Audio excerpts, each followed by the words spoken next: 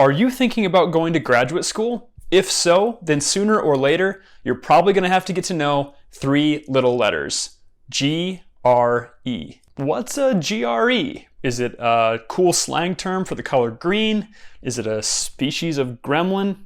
Hi, my name is Mason. I'm a help expert at Magoosh, and today I'm going to tell you everything you have to know about the GRE so that you can get started on your graduate school journey.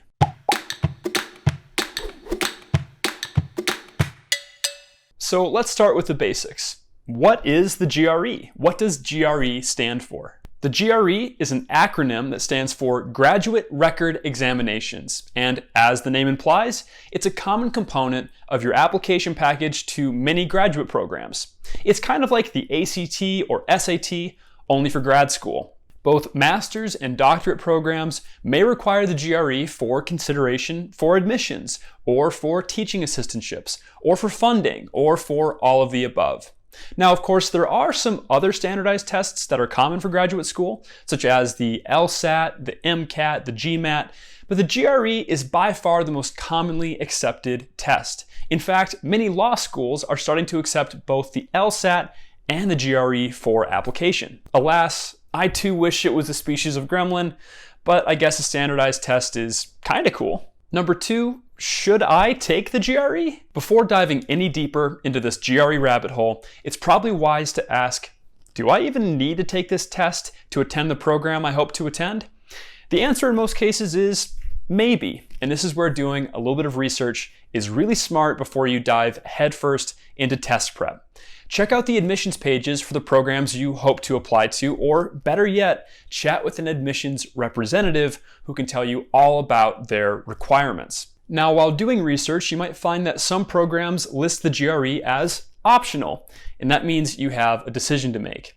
Generally speaking, it's better to have a GRE score than to not have one, especially if you're trying to be competitive for funding or assistantships, or if you are switching fields of study from what you studied in undergraduate to something different in graduate school. That can help your application stand out, prove that you're a serious student. So, generally speaking, if you're not sure whether or not you should take it, you should probably take it. Let's talk a little bit more about what this test entails and the kind of skills it's testing for. Number three, what does the GRE consist of and what does it test for? The GRE consists of 6 sections. You have 2 verbal reasoning sections, 2 quantitative reasoning sections, an analytical writing assessment, and a 6th experimental section that's used by ETS to collect data for future tests. As the names of the sections suggest, part of the test will be testing verbal skills, such as reading comprehension and vocabulary.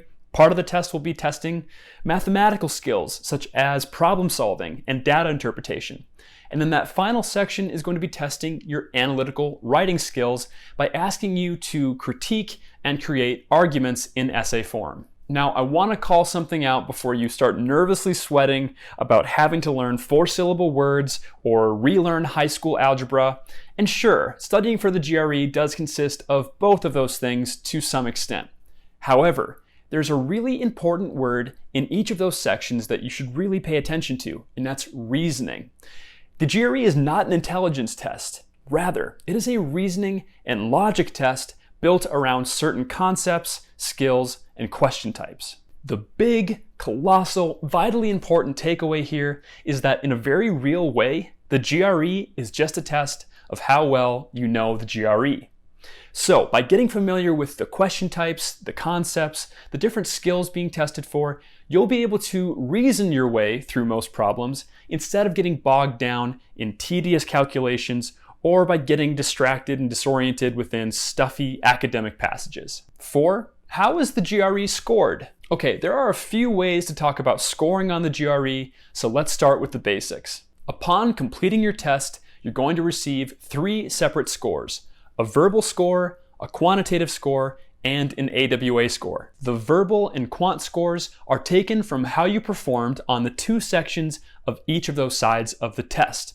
The highest possible score to get is a 170, and the lowest possible score is a 130. The AWA essays are scored a bit differently. Each individual essay is going to be scored from a range of 0 to 6, and then the average is taken between those two scores to give you your official AWA score. So for example, if on one essay you received a 5 and the other essay you received a 4, then your overall AWA score would be a 4.5. While you're researching programs, you might come across people saying that they scored a 310 or a 320 on the GRE. How is that possible? That number comes from simply combining your verbal and quantitative score to get one big score, leaving the AWA score separate. Another common question is, how long is the GRE? Brace yourself, folks. I'm going to be real with you. The GRE is a beast of an exam.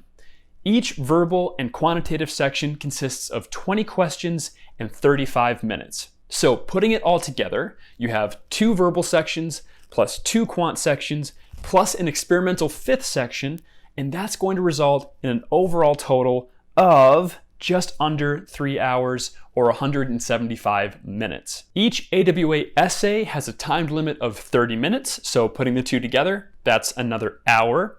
So when we take the 3 hours between the verbal and the quant, an hour of AWA, plus 10 to 15 minutes of breaks throughout, you're looking at a 4-hour test. This brings up 2 separate and seemingly opposite challenges to performing well on the GRE.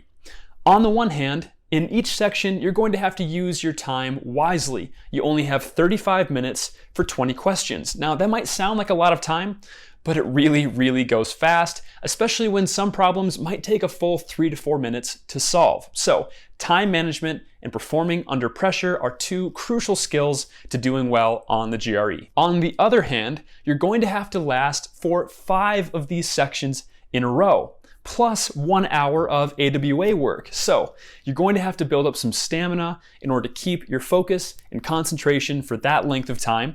And that's why it's wise to start studying early, take regular practice tests, and gradually ramp up your workload so that you're building up that reserve of stamina for the real test. 6. How much does the GRE cost? Between application fees, campus visits, and frequent stops to Starbucks, the costs of applying to graduate school are a real consideration, and so it goes with the GRE.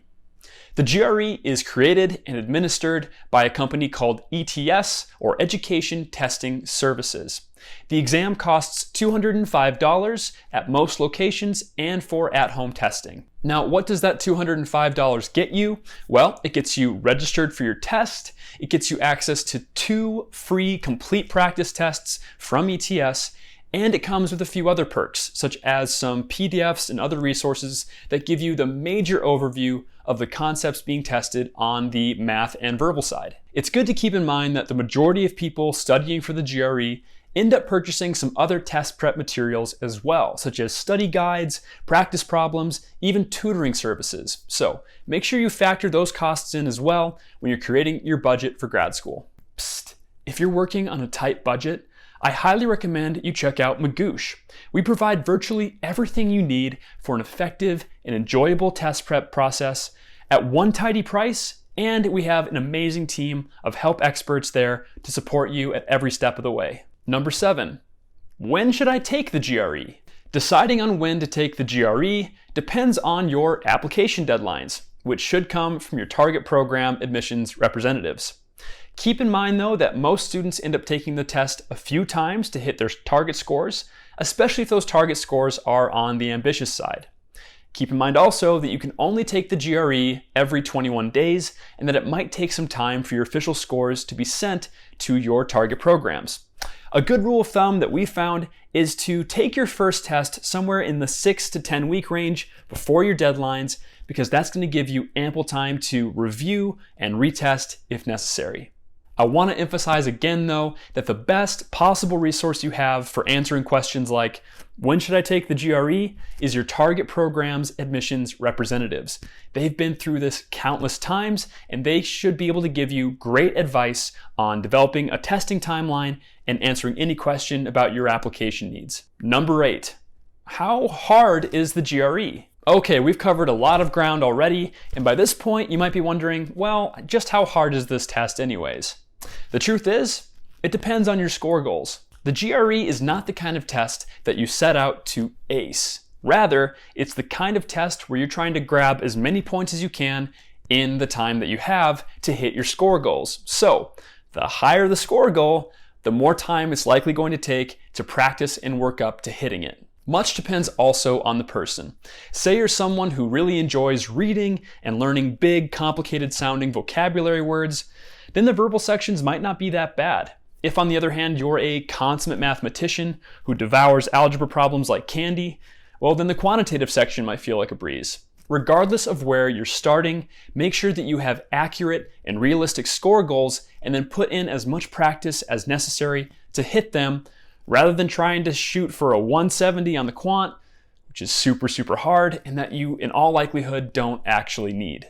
Let's talk now a little bit about the logistics of taking this test. Number 9, what should I bring to the GRE? Students often wonder what to bring and what not to bring on test day, so we put together a little bit of a checklist for you. First, in terms of your preparation, make sure to get a good night's sleep the night before, keep your weekday routines in terms of eating well and exercising, and lastly, do not cram the day before the test.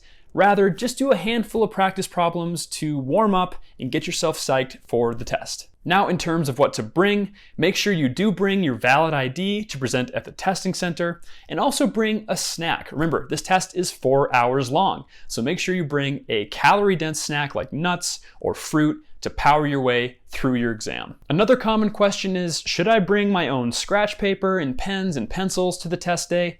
Nope, don't bring any of that. The testing center has all of that covered and will provide it for you. Number 10, can I use a calculator on the GRE? This one's easy. Absolutely. However, you're not allowed to use your own calculator on the test, no matter how cool it is or what kind of adorable nickname you have for it.